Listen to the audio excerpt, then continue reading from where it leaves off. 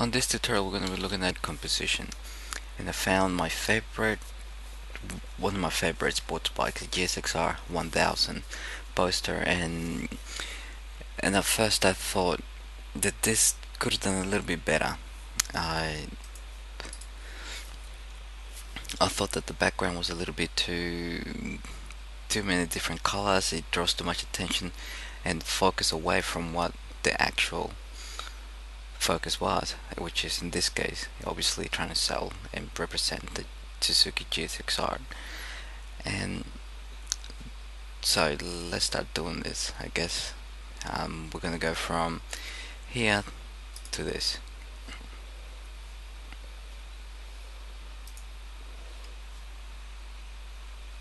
So there isn't a right or wrong way of doing things. At the end of the day, or your project, the people who are waiting for it didn't really care how you do it, how you've done it, as long as they get the result that they desire. So when I get an image like this, the first thing that I would look at, it would be the resolution. And I usually, for something like this, let's work around 200 or 150 pixels per inch. And no, we don't want to resample that image again. So now when you go into your image size, you see that the resolution now is 150 dots per inch, or DPI, pixels per inch they call it. Now in anything of your editing, it's very crucial that you do use selections. It's everything about your selection. That's all there is to it. Like I said, I'm not going to be using mask because I believe that using mask gives you a bigger file. But anyway, like I said, you're the Photoshop magician, so keep doing your tricks the way you do it. So I'm just showing you the way I'm going to do this. So what you want to do is do the selection, and you can either do that by your pen tool, press P on the keyboard, and obviously I already done I've done one for the whole bike, including the stand, and one for the screen for later on for the disc brakes.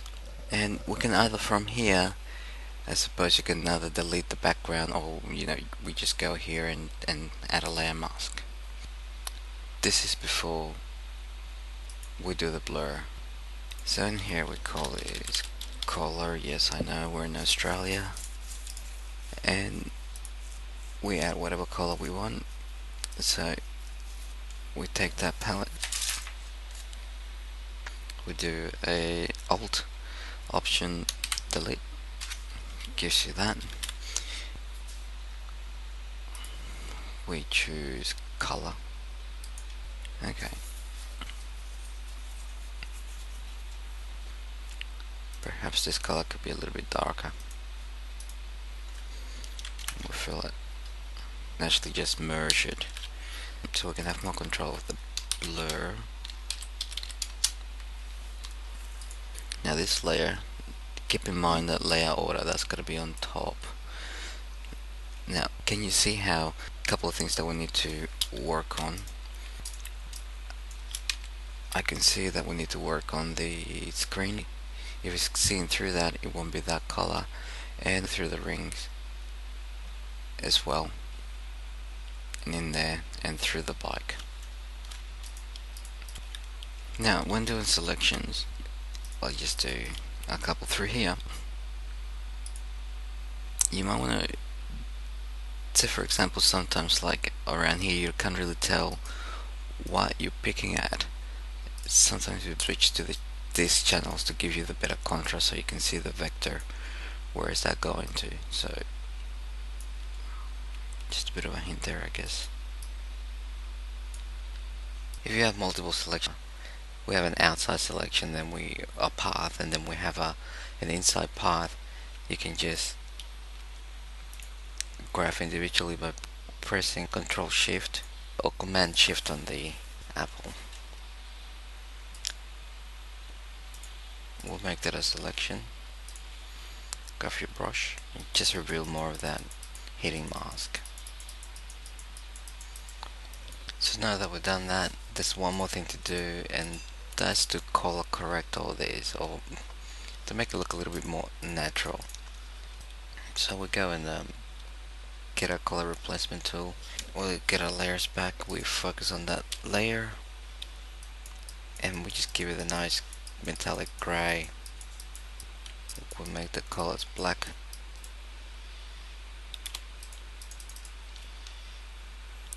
Or the blur tool.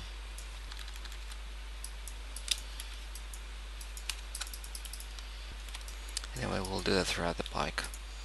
So once you're happy with the color correction, now all that we need to do is the background blur. And to do that, we just go ahead and use a Gsxr1000 blur. I think I said it right. And we'll see how much we can do. Yep, that'll do. Just press Q on your keyboard, grab G for the gradient. Just do a nice straight line, holding down Shift. Press Q again. Go back to our layers by pressing F7.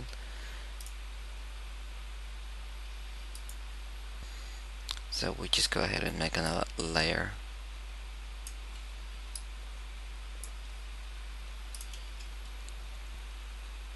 Now you can add a little bit of shadow tone around it.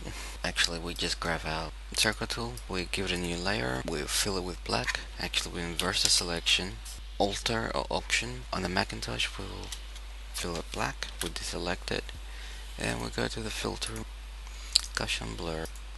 I like that, and so we'll put that around 40%.